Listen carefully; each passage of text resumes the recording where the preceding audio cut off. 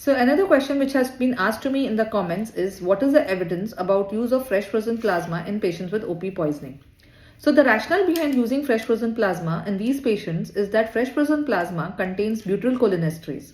So in a patient who has circulating organophosphorus compound, this externally administered butyrylcholinesterase will go and scavenge the organophosphorus compound and reduce its effects on the neuromuscular junction, and which will subsequently reduce the development of intermediate syndrome, the need for mechanical ventilation, the length of stay in the ICU and in the hospital, and eventually reduce mortality.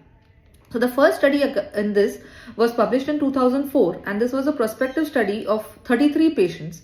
And this study showed that yes, giving fresh frozen plasma in patients with organophosphorus did increase the butyrylcholinesterase levels and may possibly reduce the incidence of intermediate syndrome and also a possible reduction in mortality.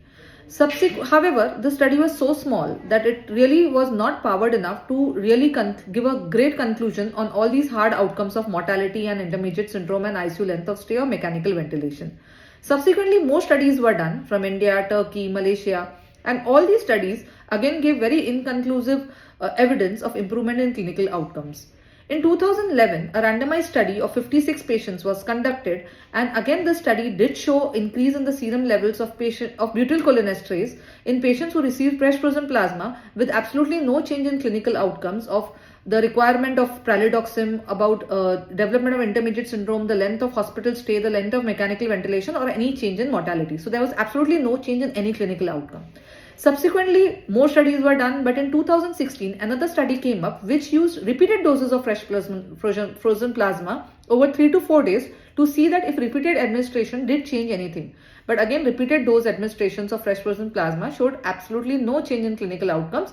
Only, yes, there was significant increase in the levels of serum butyrylcholinesterase.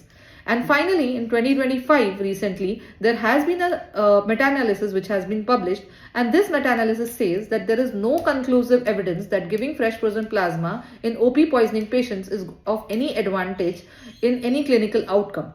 Though, yes, there has been a significant rise in the butyrylcholinesterase levels. It also states that all the studies that have been included in this meta-analysis are small studies. They have used varying doses of fresh frozen plasma. There were very different OP compounds which were consumed. There's high risk of bias and probably inconsistent evidence to really recommend using fresh frozen plasma in any patient of OP poisoning. And of course, looking at the complications that may develop like TRALI, TACO, reactions due to FFP, it is not recommended to use it in any OP poisoning. That's it. If any questions, do let me know further.